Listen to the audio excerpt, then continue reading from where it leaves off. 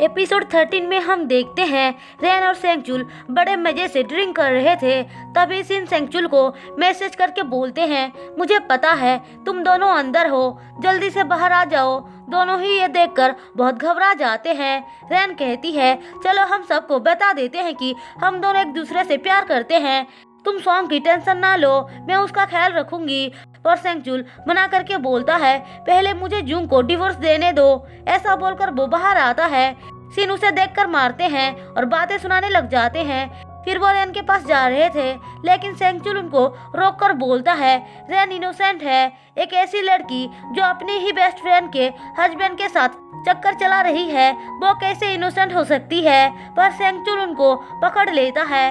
तभी रेन बाहर आती है। सीन देखते हैं, उसके चेहरे पे ना तो डर था और ना ही उसे गिल्टी फील हो रहा था। उल्टा वो उनको देखकर स्माइल करती है, जिसका मतलब सीन को कुछ भी समझ में नहीं आता है। सेंगचुल उनको बार बार यह बोल रहा था कि वो गलत समझ रहे हैं, उन दोनों के बीच कुछ भी नहीं है। पर सीन ने अपने आंखों से सब कुछ देखा था, वो उसकी बातों पे कैसे यकीन कर सकते थे। वो उसको रेन के साथ ब्रेकअप करने के लिए बोलते हैं। दूसरी तरफ रेन बहुत ज्यादा खुश हो रही थी, होती भी कैसे नहीं, उसका प्लान सक्सेस जो हो रहा था। अब सेंगचुल घर आता है तो जूंग उसकी चोट पे दवाई लगाती है। सेंगचुल ने उसे झूठ बोला था कि वो गिर गया था, इसलिए चोट लग गई। जूंग पूछती है, तुम्हारे कपड़ों से रेन की परफ्यूम की स्मेल क्यों आ रही थी। सेंगचुल बोलता है, रेन का फोटोशूट चल रहा था तो मैं वहाँ पे देखने चला गया था, लेकिन गलती से वो मुझसे टकरा गई और उसकी परफ्यूम की बोतल नीचे गिर गया तो मैंने हेल्प किया, इसलिए स्मेल आ रही थी। बेचारी भोली जूंग उसकी बातों पर बिना कोई सवाल किए यकीन कर लेती है। पर सेंगचुल आज भी बाहर चला जाता है सोने के लिए, जो बात जूंग को समझ नहीं आ रही थी। अब सुबह वो अपने डैड से मिलने आती है।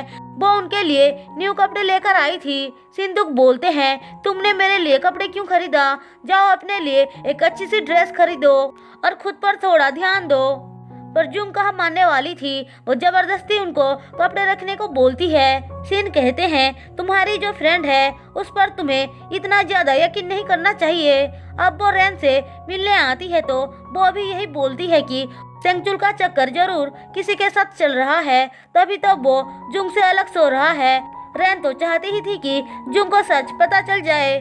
उसे लेक्चर देने के बाद वो सीधे सेंगचुल के पास आती है। उससे मिलने के बाद वो बाहर आती है तो सीन आते हैं और कहते हैं, तुम अपनी ही बेस्ट फ्रेंड के साथ ऐसा कैसे कर सकती हो।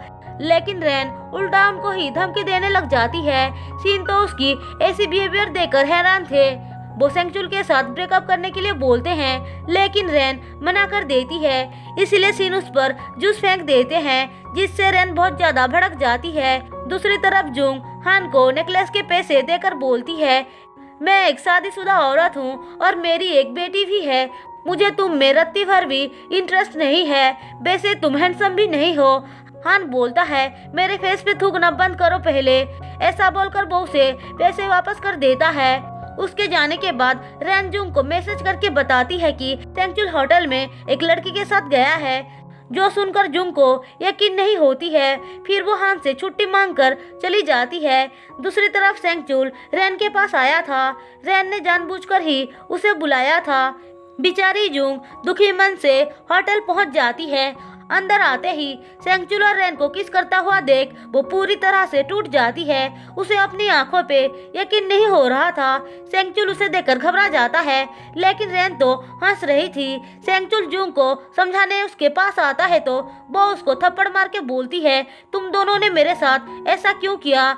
अब वो बेचारी बेहोश होकर नीचे गिर जाती है, जो देखकर सेंगचुल बहुत घबरा जाता है। जूंग के लिए इतना फिक्र करता हुआ देख रेन उसे थप्पड़ मारकर बोलती है, फिर से मुझे धोखा देने का इरादा है क्या। अब सीन शिफ्ट होकर हमें हान को दिखाया जाता है।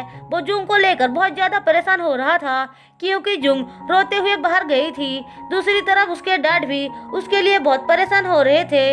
हम देखते हैं जूंग की आंखें खुलती है तो वो हॉस्पिटल में खुद को देखकर वहां से बाहर चली आती है। उसे अब एक एक करके रेन की सारी बातें याद आने लगती है। दूसरी तरफ सेंगचुल उसे हॉस्पिटल में ना देखकर हर तरफ ढूंढने लग जाता है। वो घर आकर अपनी मॉम को सब बता देता है। उसकी मॉम सच जानने के बाद उसे बहुत डांटती है। थोड़ी देर बाद जुंग घर आती है और रूम में जाकर डोर बंद कर देती है।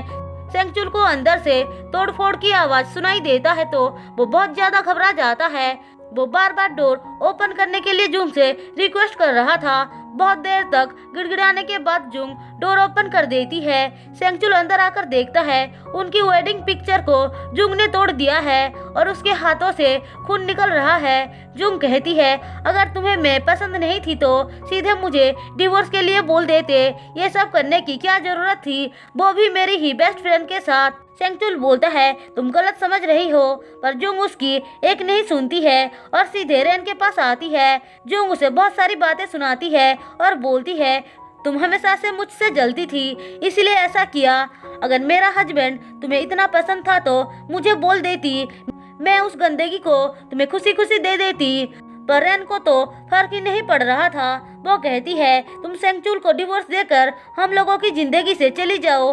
अब जुंग को उसकी ऐसी बातें सुनकर बहुत ज्यादा गुस्सा आता है और वो रेन को थप्पड़ मार देती है, लेकिन रेन भी चुप नहीं बैठती है, वो भी उसे थप्पड़ मारती है। जुंग कहती है, ठीक है, मैं सेंगचुल को डिवोर्स देने के लिए रेडी हूँ, पर मुझे उसके लिए 10 मिलियन चाहिए। रेन हैरानी से बोलती है, इतने सारे पैसे मैं कहाँ से लाऊंगी। जुंग बोलती है, ठीक है तो फिर 100 मिलियन कैसा रहेगा। तुमने मेरी पूरी लाइफ बर्बाद कर दी, उसके सामने ये कीमत कुछ भी नहीं है।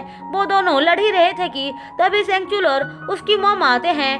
मॉम तो उसको देखते ही थप्पड़ मारती है और उसका बाल पकड़कर बोलती है, जुंग ने तुम्हारे साथ इतने अच्छे से पेश आया और तुम उसकी ही जिंदगी बर्बाद कर रही हो। थोड़ी देर बाद रेन की मॉम भी आती है। सेंगचुल की मॉम उसे देखकर बोलती है, अच्छा तो तुम ही हो इस चुड़ैल की मॉम। पर रेन की मॉम उस पर ही झपट पड़ती है। उसके बाद सेंगचुल का गला पकड़कर उसे गाली देने लग जाती हैं। अब सारे ही एक दूसरे को मारने लग जाते हैं। इसी के साथ एपिसोड 13 खत्म होता है। दोस्तों, अगर आपको मेरी एक्सप्लेनेशन पसंद आई हो तो चैनल को सब्सक्राइब और वीडियो को लाइक जरूर कर देना।